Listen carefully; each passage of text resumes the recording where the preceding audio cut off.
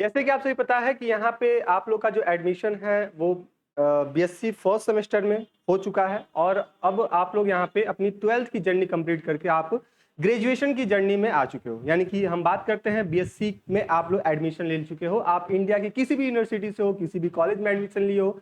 आपके दिमाग में ये छोटा सा डाउट तो आ रहा होगा कि सर मेरा जो अब यहाँ से जो मेरा जर्नी होगा वो कैसा रहने वाला होगा, यहाँ पे जो अपना जो एग्जाम का जो पैटर्न होता है वो कैसा रहता है, क्या यहाँ पे अपने डिस्क्रिप्टिव मोड में एग्जाम होता है या फिर एमसीक्यू मोड में एग्जाम होता है। ये काफी बच्चों के दिमाग में ये डाउट था और ये तमाम सारे बच्चे मुझे मैसेज और पर्सनली मैसेज भी कर रहे थे, सर इस पे आप कुछ बताइए कि सर इस पे हम कैसे इस पे काम करें, कैसे अपनी स्टडी को और स्ट्रॉन्ग करें और कैसे इसको रेगुलरिटी में लाएं जिससे हमको यहाँ पे क्या हो, ज्यादा से ज्यादा टॉपिक हम कम समय में क्लियर कर पाएं और अपने एग्जाम को अच्छे से अच्छे बेहतर वे में ले जाएं। ठीक है, मुझे पता है कि आप लोग अभी 12th को फाइनल करके आए हो, अपने बोर्ड एग्जाम देख रहे हो, चाहे आप सीबीएसई बोर्ड से रहे हो, आईसीएसई बोर्ड से रहे हो, यूपी बोर्ड से, बिहार बोर्ड से, राजस्थान बोर्ड से, एमपी बोर्ड से, तमाम सारे ऐसे स्टेट बोर्ड होंगे जहां से आप अपने 12th की पढ़ाई कंप्लीट करके आप यूनिवर्सिटीज में दाखिला लिए होंगे। आपको बता दें कि सर जब हम क्लास 12th में थे या फिर 10th में थे तो वहां पे जो बोर्ड का पेपर का पैटर्न होता था वो डिस्क्रिप्टिव मोड में होता था। साथ ही साथ आपके कुछ क्वेश्चंस जो होते थे वो एमसीक्यू के क्वेश्चन भी पूछे जाते थे, एमसीक्यू क्वेश्चन भी पूछे जाते थे। क्या वही पैटर्न आपको यहाँ पे यूनिवर्सिटीज में भी फॉलो होता है? तो मेरा जवाब होगा नहीं सर, ऐसा कुछ यहाँ पे नहीं। यहाँ पे बोर्ड से टोटल डिफरेंट आपका पेपर का पैटर्न रहने वाला होता है, यानी कि आपका जो पेपर का पैटर्न होगा वो फुल एंड फुल आपका डिस्क्रिप्टिव होगा। यानी कि पूरी कॉपी आपको लिखनी पड़ेगी, तकरीबन 28 पेज आपको लिखना पड़ेगा। और इसको ध्यान में रखते हुए आप कैसे अपने तैयारी को कंप्लीट करोगे, कैसे अपने सभी कोर्सेस मतलब जितने भी पेपर्स हैं उन हर पेपर के हर यूनिट को कवर करोगे। ठीक है, अच्छा कुछ बच्चे ये भी बोल रहे थे क्या आपने यहाँ पे 8 यूनिट देकर रखा हुआ है तो उसमें से कुछ चुनिंदा यूनिट को पढ़ लेंगे तो काम हो जाएगा? नहीं, ऐसा कुछ यहाँ पे नहीं होता, क्योंकि एग्जामिनर क्वेश्चन कहीं से भी फ्रेम कर सकता है, आपके 8 यूनिट से किसी भी टॉपिक से बना सकता है। आज की क्लास में हम बात करने वाले होंगे इन्हीं सभी मुद्दों के ऊपर कि सर अपनी जो पढ़ाई की स्ट्रेटेजी होगी वो कैसी रहने वाली होगी, हम एग्जाम में अगर बैठते हैं, एग्जाम हॉल में बैठते हैं तो अपने पेपर को कैसे हम भरेंगे, कैसे लिखेंगे जिससे अपने यहाँ पे 75 नंबर का पेपर है तो वहां पे हमको 60 प्लस नंबर मिल जाए, 70 तक नंबर जा पहुंच जाए। और आपको एक प्लस पॉइंट बता दें कि साहब आप लोग हो साइंस बैकग्राउंड के, ठीक है, चाहे आप बीए बीएस अपना जूलॉजी बॉटनी वाले बच्चे हो या फिर मैथ्स और फिजिक्स वाले। बात करते हैं यहाँ पे आपको नंबर गेन करना काफी इजी हो जाता है, स्पेशली बायोलॉजी वाले बच्चों के लिए, क्योंकि यहाँ पे कुछ ऐसे ट्रिक्स अपनाए जाते हैं, कुछ ऐसे स्मार्ट वर्क यहाँ पे हम अपनाएंगे जिससे क्या होगा सर, हमको यहाँ पे अगर 10 नंबर का क्वेश्चन है, 15 नंबर का क्वेश्चन है तो यहाँ पे हमको मैक्सिमम नंबर मिल पाए उस हर क्वेश्चन के ऊपर। तो ये सारी बातें हम यहाँ पे करने वाले होंगे, समझने वाले होंगे। सबसे पहले मैं आपको बताऊंगा यहाँ पे जूलॉजी और बॉटनी, यानी कि जो आपका बीएससी फर्स्ट सेमेस्टर, अच्छा ये चीज नोट कीजिएगा, ये चाहे बच्चे आप बीएससी फर्स्ट सेमेस्टर के हो, थर्ड सेमेस्टर के हो या फिर 5th सेमेस्टर के हो, यही आपका पैटर्न रहने वाला होगा। अपनी क्लासेस अपने सेमेस्टर के अकॉर्डिंग आप उसको कोरिलेट कर लीजिएगा। ठीक है, कि यहाँ पे हम सबसे पहले जूलॉजी की पेपर की बात करेंगे और लगे हाथ हम लोग बॉटनी का भी पेपर लेकर आए हूँ अपना।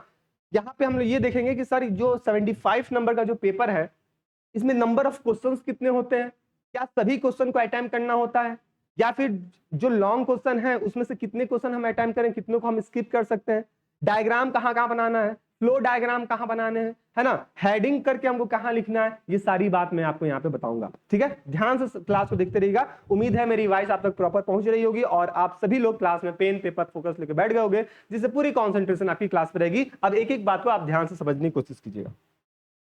सबसे पहले हम बात करते हैं पेपर की पैटर्न की। तो आपका जो पेपर होता है 75 नंबर का होता है। कितने नंबर का होता है साहब? 75 नंबर का आपका पेपर होता है। ये चीज आप सबसे पहले अपने दिमाग में ये पॉइंट बैठा लीजिए कि टोटल मार्क्स की बात करते हैं, टोटल मार्क्स की, तो टोटल मार्क्स कितना होता है? 75 मार्क होता है।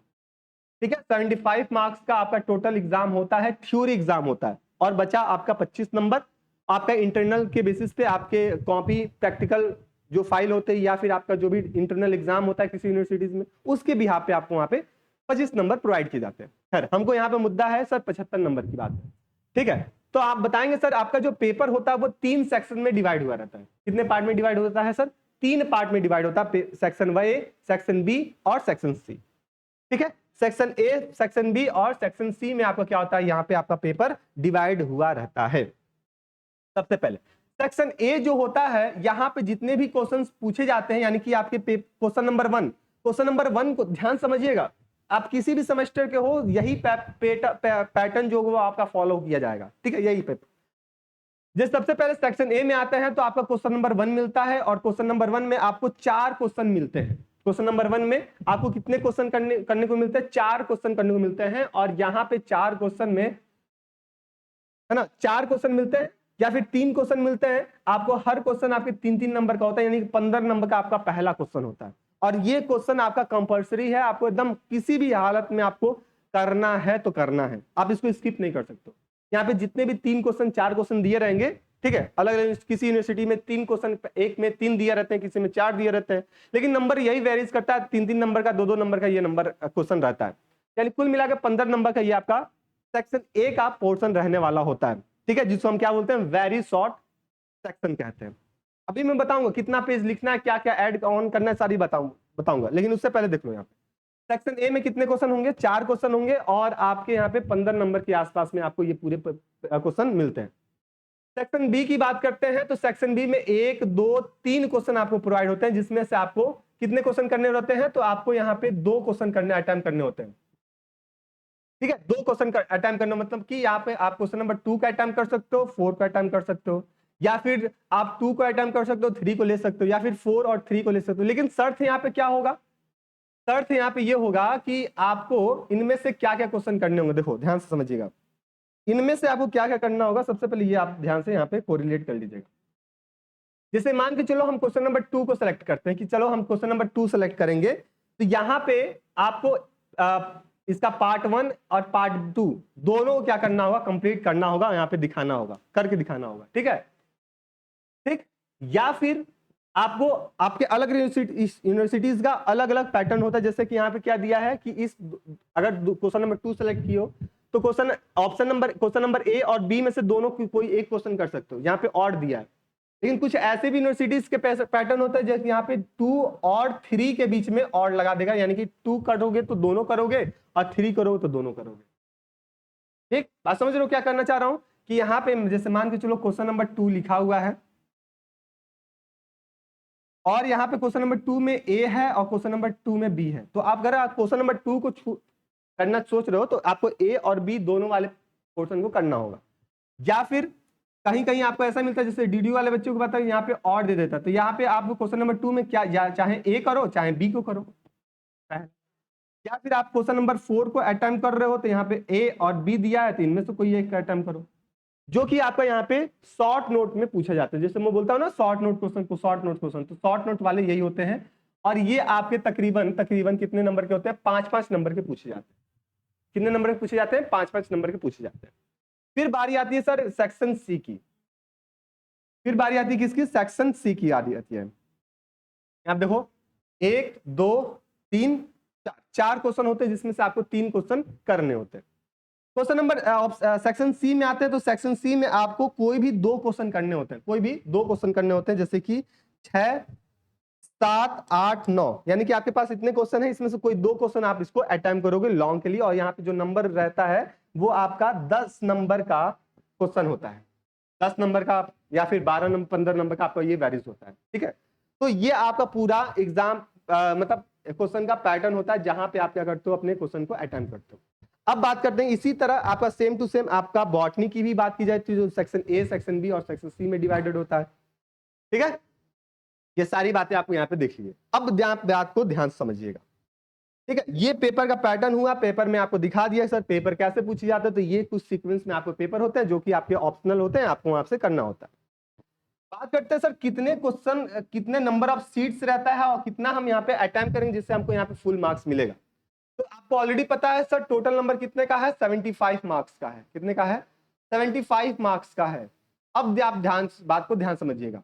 आप जब भी क्वेश्चन आंसर को लिखना स्टार्ट करना, तो चाहे आप सेक्शन ए को स्टार्ट करो, सेक्शन बी को स्टार्ट करो, सेक्शन सी को स्टार्ट करो, आप वहां पे सेक्शन नंबर डाल के ही स्टार्ट करना कि मैं इस पर्टिकुलर सेक्शन का क्वेश्चन यहाँ पे अटेम्प्ट करने जा रहा हूँ या फिर जा रही हूँ। दूसरी बात मैं ये बताऊंगा, मेरा एक्सपीरियंस, मैं अपना एक्सपीरियंस जो था वो मैं आपको शेयर करूंगा, जिससे आपको ज्यादा से ज्यादा कोरिलेट कर पाओ। मुझे जितनी भी बेनिफिट मिला मैं वो सारी बातें आपको बताऊंगा, जिसमें मुझे सबसे ज्यादा नंबर गेन हुआ था पूरे कॉलेजेस में, जो मैं स्ट्रेटेजी अपनाया था वो सारी बातें आपको बताऊंगा। देखो मैं बोला कि यहाँ पे सेक्शन ए है, ठीक है, सेक्शन बी है और सेक्शन सी है। ये 3 सेक्शन है। जो तीसरा सेक्शन है वो लॉन्ग टाइप का है, जिसमें आपको 2 क्वेश्चन करने होते हैं, 2 क्वेश्चन करने होते हैं, ठीक है। सेक्शन बी में हम बात करेंगे तो ये शॉर्ट नोट का है, जिसमें आपको कितने क्वेश्चन करने होते हैं, 3 क्वेश्चन करने होते हैं।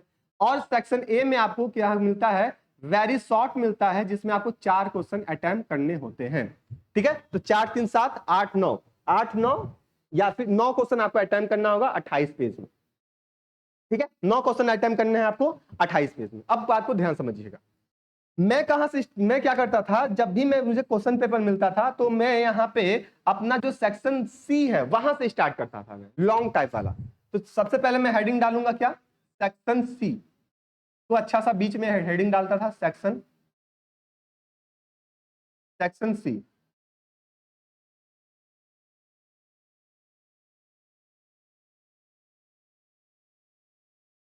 सेक्शन सी मैं ऐसे हेडिंग डाल देता था। अब यहाँ पे लिखता था क्या, क्वेश्चन नंबर खूब अच्छा हैंड राइटिंग में, आप पहला पेज खूब अच्छा हैंड राइटिंग से लिखना, ठीक है। क्वेश्चन नंबर जैसे कि मानो 6 लिख दिए, ठीक है, 6 हम करने जा रहे हैं, क्वेश्चन नंबर 6, ठीक। और यहाँ पे क्या लिखते थे, आंसर,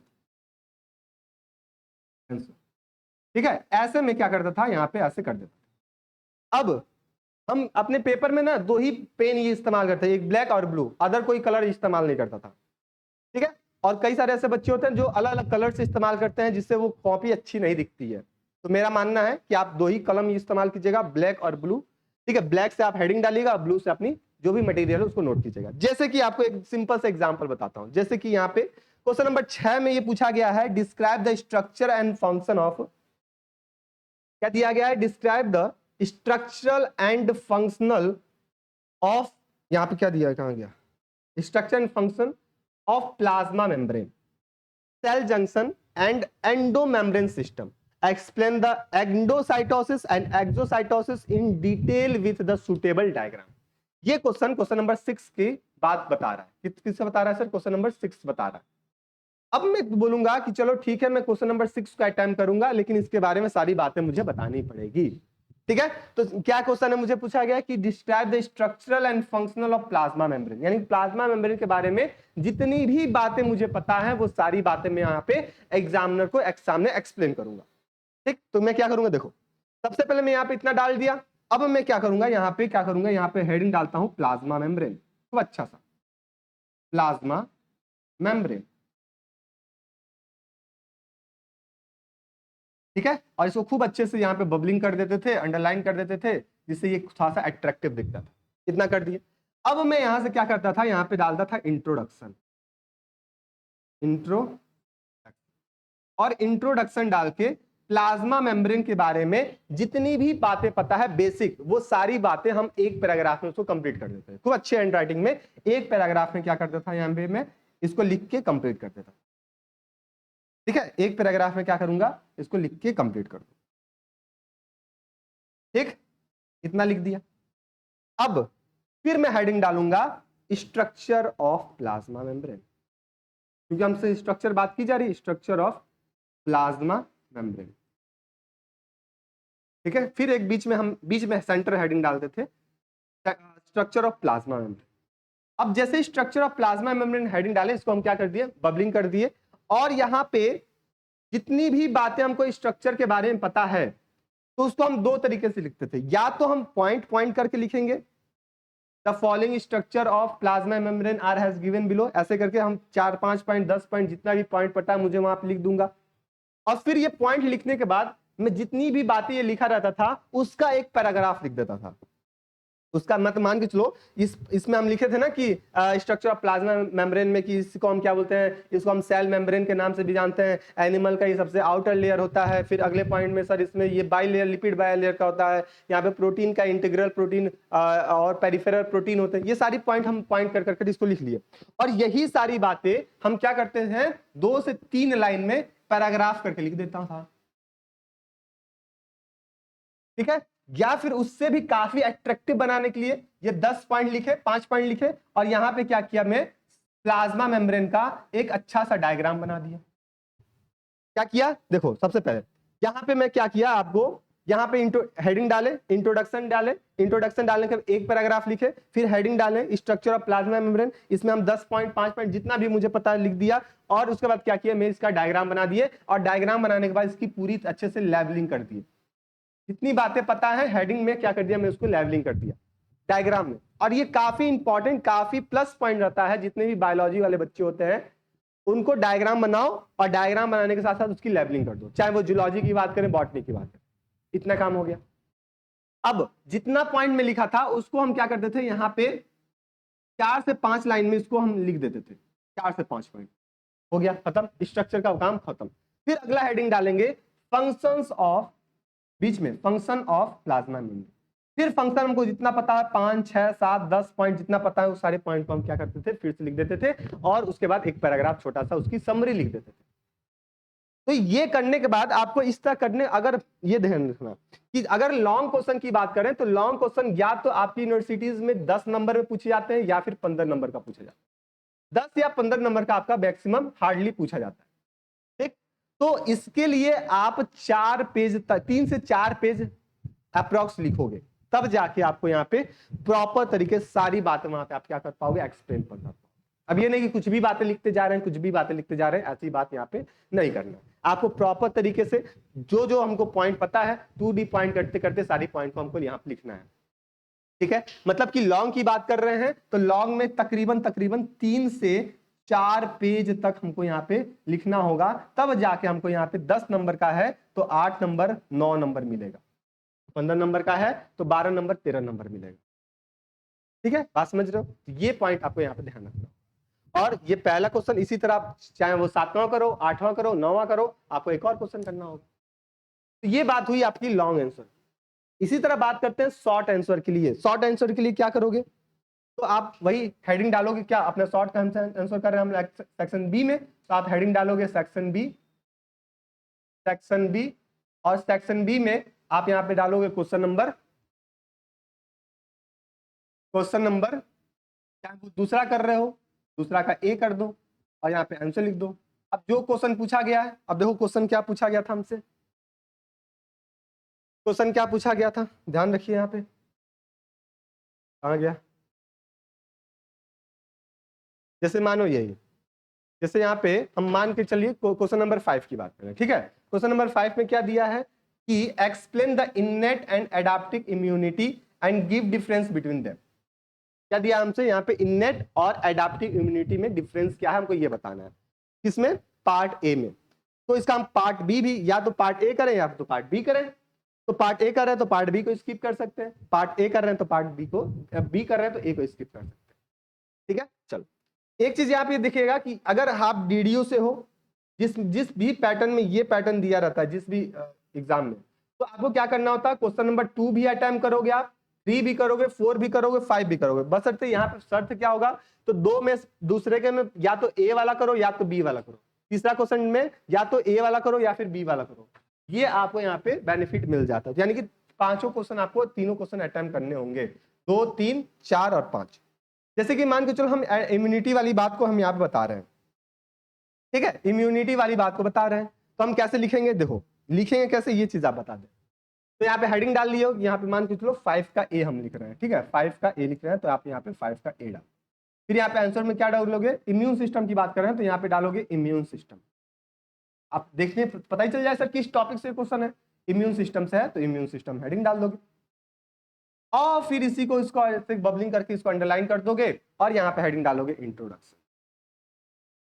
इंट्रोडक्शन डालें, और इंट्रोडक्शन डालने में आप इम्यून सिस्टम के बारे में जितनी भी बातें बता है आप 3 से 4 लाइन में उसको क्या करो, कंप्लीट कर लो। ये 3 से 4 लाइन में इसको क्या करो, लिख दो, ठीक। इसके बाद अब क्या पूछा गया, अब हम अपने क्वेश्चन पे आते हैं। तो क्वेश्चन में हमसे क्या पूछा गया था, तो क्वेश्चन में हमसे पूछा गया था इननेट और एडाप्टिव इम्यूनिटी। तो यहाँ पे डाल सकते हो टाइप्स ऑफ इम्यूनिटी, क्या डाल सकते हो, टाइप्स ऑफ इम्यूनिटी, ठीक है, इम्यून।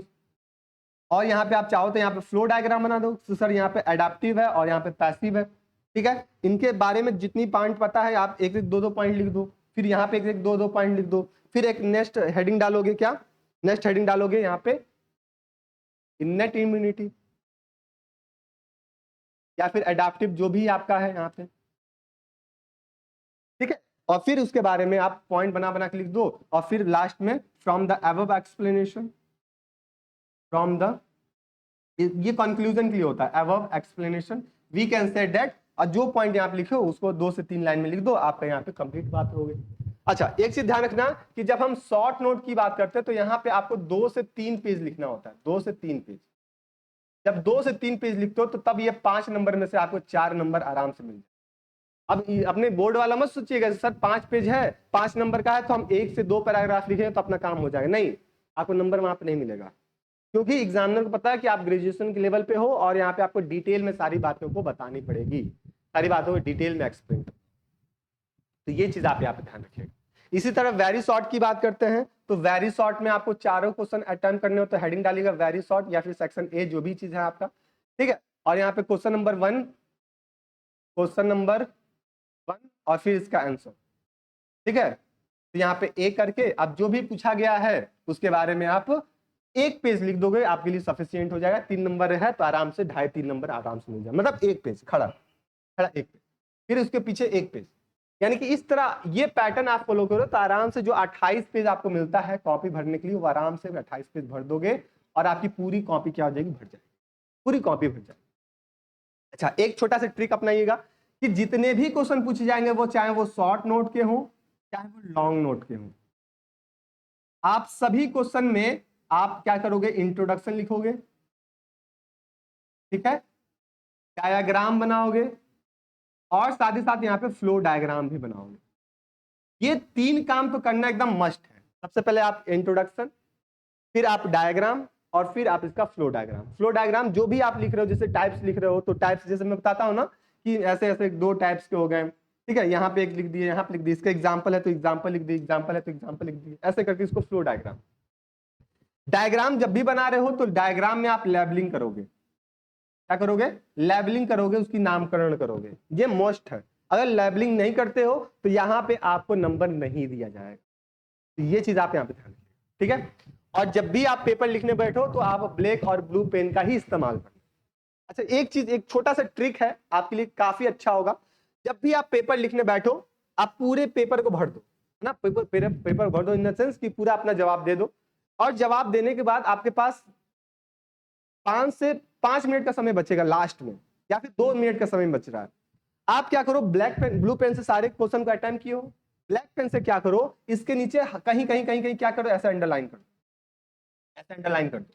इससे क्या होगा, वहां पे आपके दिमाग पे ये भी चढ़ेगा कि मैं कहीं स्पेलिंग गलत तो नहीं लिखा हूं। दूसरी बात, एग्जामिनर के सामने वो हाईलाइटेड फॉर्म में चल जाएगा और एग्जामिनर सोचेगा कि हाँ, इस बच्चे को काफी अच्छा नॉलेज है और ये सारी पॉइंट को पॉइंट वाइज करके लिखा है, फ्लो डायग्राम बना के लिखा है, डायग्राम के साथ लिखा है और सारी बातों को हाईलाइट करते हुए लिखा है। तो वहां पे जो आपका जो वेटेज है ना वो सबसे हाई हो जाता है बाकियों बच्चों पे। और मैं ये काम ये करता आ गया बीएससी में, एमएससी में, मतलब इवन हम 12th से ही स्टार्ट किए थे ये काम करना, 12th में, बीएससी में, एमएससी में, बीएड में, और अभी चल ही रहा है सब। और यही मैं ट्रिक अपनाता हूं और मुझे सबसे ज्यादा नंबर मिलता है, ठीक है।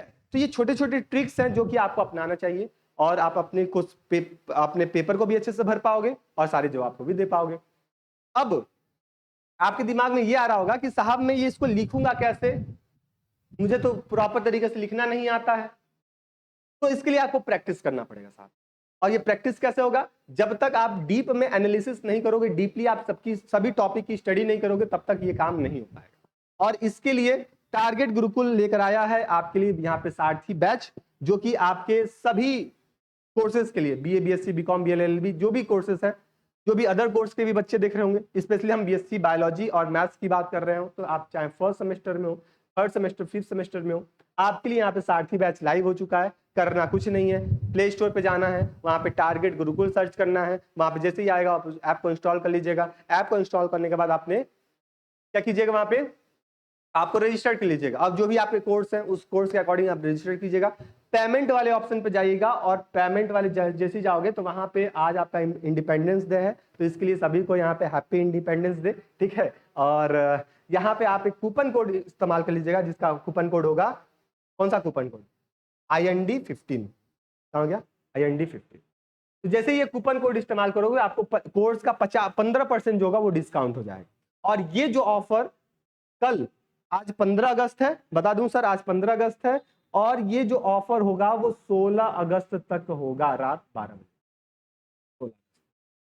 तो 16 अगस्त यानी कि आज 15 अगस्त है, आपके पास जब भी ये वीडियो शाम को देख रहे हो, रात में देख रहे हो, जब भी आपको ये वीडियो मिला आप उसको जल्दी से देखो और अपने बैच, अगर बैच नहीं लियो तो बैच के एक्सेस ले लो, जिसमें आपको कंप्लीट सारी टॉपिक को क्या किया जाएगा, कवर किया जाएगा, सारे सिलेबस को कवर किया जाएगा, हर एक टॉपिक के बारे में डीपली एनालिसिस किया जाएगा। और मैं आपको बता दूं नॉलेज के लिए कि हर पेपर में हम लोग 3-4 यूनिट कंप्लीट भी कर चुके हैं, टोटल 8 यूनिट है और हम लोग 3 से 4 यूनिट हम लोग कंप्लीट कर चुके हैं, और नोट्स बना बना के हम लोग कंप्लीट किए, मतलब नोट्स बनाने के साथ साथ। ठीक है, तो यहीं पे जैसे हम लोग कुछ और भी यूनिट कंप्लीट होंगे तो यहाँ पे तमाम सारे हम लोग यहाँ पे रिविजन्स करेंगे, तमाम सारे, जैसे आपके मॉडल पेपर है ना, ये पेपर इस टाइप के आपके सारे मॉडल पेपर के सॉल्यूशन कराए, चाहे वो बॉटनी की बात करें, बॉटनी में भी यही पैटर्न होता है, केमिस्ट्री में भी यही होता है, जूलॉजी में भी यही होता है।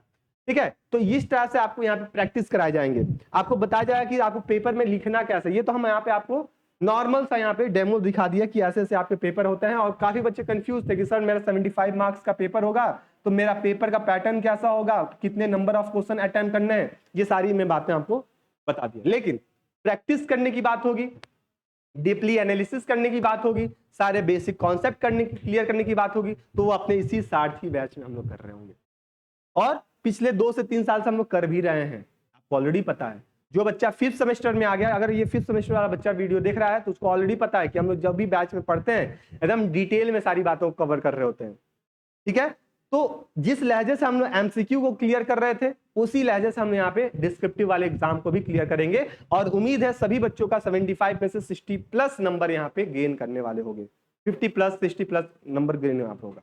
लेकिन इसके पीछे आपको यहाँ पे थोड़ा सा प्रैक्टिस करना पड़ेगा। जितने भी टॉपिक्स आप पढ़ रहे हो उन सभी टॉपिक को अच्छे से रिवीजन करो, रिवीजन करने के बाद पेपर कॉपी उठाओ, रफ उठाओ और उसको लिखने की कोशिश करो कि ये टॉपिक को के बारे में मुझे कितना नॉलेज हो चुका है, क्या मैं इसके बारे में लिख पाऊंगा क्या नहीं लिख पाऊंगी।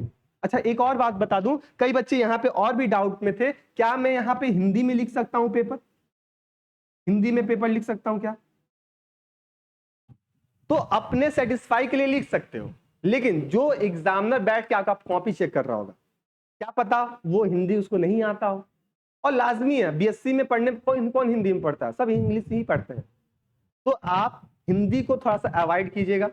ठीक है, मैं यही बोलूंगा, आप हिंदी को अवॉइड कीजिए और इंग्लिश की तरफ स्विच करिए, क्योंकि यहाँ पे जो भी आपको पढ़ाया जाएगा ना वो बाइलैंग्वेज में पढ़ाया जाता है, हिंदी इंग्लिश दोनों में, तो आप आराम से उसको कोरिलेट कर पाओगे, हिंदी वाले टर्म्स को इंग्लिश के साथ कोरिलेट कर पाओगे या फिर इंग्लिश को हिंदी के साथ कोरिलेट कर पाओगे। लेकिन जो भी आप एग्जाम में बैठोगे लिखने के लिए तो आप हिंदी में बहुत वो कीजिएगा कि हम यहाँ पे अवॉइड करें हिंदी को। कौन सा किस लैंग्वेज में लिखेंगे? इंग्लिश में लिखेंगे, क्योंकि इंग्लिश में जैसे ही आप पेपर लिखने आते हो ना तो एग्जामिनर को यह पता चल जाता है कि आपका नॉलेज काफी हाई लेवल पे है।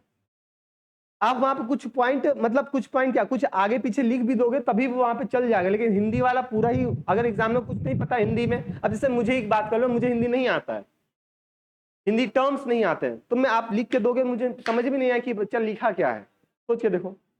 तो जो एग्जामिनर कॉपी चेक करने वाला वो अच्छे से कॉपी नहीं चेक करेगा, वो मनमौजी कुछ भी नंबर दे जाएगा। आप, मुझे पता है आप अच्छे अच्छे लिखे हो, अच्छे सारे पॉइंट्स अटेम्प्ट किए हो, सारे पॉइंट्स आप लिखे हो, लेकिन वो अपने मन से कुछ भी नंबर दे देगा क्योंकि उसको कुछ आ ही नहीं रहा है, कुछ पता ही नहीं है, और ये रियलिटी है। तो अभी आपके पास समय है, 2 से 3 मंथ का समय है, और इसमें क्या करो, अपने आप को बहुत ज्यादा प्रैक्टिस करो, प्रैक्टिस करो, प्रैक्टिस करो। जितने बच्चे यूपी बोर्ड वाले हो, जितने बच्चे बिहार बोर्ड वाले हो, जितने बच्चे एमपी बोर्ड वाले हो, ठीक है, अगर आप हिंदी मीडियम से थे तो यहाँ पे आप प्रैक्टिस करना स्टार्ट करें, क्योंकि अब प्रैक्टिस नहीं करोगे तो यहाँ पे बच्चों का बैक लगना बहुत लाजमी है। बैक बहुत ज्यादा लगता है अगर जिस बच्चों का डिस्क्रिप्टिव मोड में एग्जाम होता है, और एक बार बैक लगा मार्कशीट में तो पूरी मार्कशीट बेकार हो जाती है। वो मार्कशीट आप कहीं भी ले जाओगे वहां पे बी लिखा रहेगा, है ना, इंप्रूवमेंट लिखा रहेगा, तो सामने वाला समझ जाता है कि ये 2 बार 3 बार एग्जाम देकर आया है। तो ये सबसे बचिए, और यहाँ पे क्या कीजिए, अपने ये जो भी आपको बताया है, ठीक है, जो भी स्ट्रेटेजी बताएं, सर पेपर कैसे लिखना है, कितने पेजेस में लिखना है, कहाँ कहाँ डायग्राम बनाना है, कहाँ फ्लो डायग्राम बनाना है, कहाँ इंट्रोडक्शन कैसे फॉर्म में लिखेंगे, कंक्लूजन हम ऐड करेंगे, ये सब काम कब होगा, जब आप सभी टॉपिक को डिटेल में पढ़ो और अपने मन से उसको लिखने की कोशिश करो, तभी जाके सारी बातें आपके यहाँ पे क्लियर होंगे। उम्मीद है इतनी सारी बातें आपको समझ में आ गई होंगी, ठीक है। और आप सभी लोग बैच से रजिस्टर्ड हो जाइएगा, और बैच का जो ऑफर है वो 16 अगस्त तक ही है, तो कोशिश कीजिएगा आज कल में आप बैच को ले लो, ठीक है, और अपनी पढ़ाई को फिर स्टार्ट करो, ठीक है। मिलते हैं हम लोग अपनी नेक्स्ट क्लास में, तब तक के लिए स्टे रहिएगा, मस्त रहिएगा, अपनी तैयारी को और भी ज्यादा मजबूत करते रहिएगा। तब तक सबको यहाँ पे धन्यवाद।